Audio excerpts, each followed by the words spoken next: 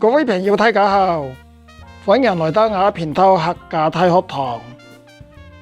今年初，客家大學堂到元朗紀元中學舉辦了一隻橫台山村頭上團，我哋在羅屋村排放下車，行大概5分鐘就來到羅氏公署。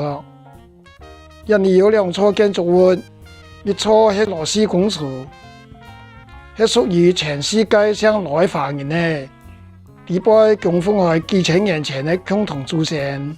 另外一座係屬於橫台山羅屋村本身的，並有本村的居民拜祭作用的。印尼有兩位老村民對本村的歷史好了解，佢哋講解也非常清楚詳細。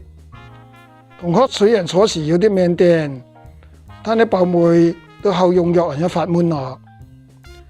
參觀佢嘅祠堂之後，大家就向前行去橫台山村公所。呢度有幾個太灶，愛人們煮肉做茶果用嘅。原料都係柴或者廢棄嘅木材。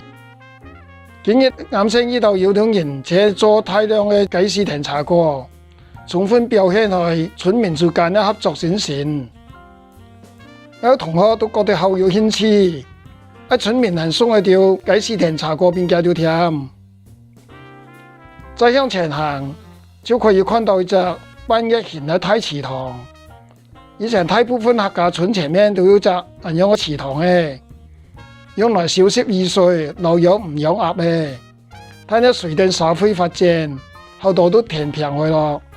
橫台山有隻祠堂係好有歷史價值嘅。因為我哋要嚟到橫台山村呢兩間宿舍，東人書屋到二宿舍，嗰條以前係用客家話嚟教書嘅。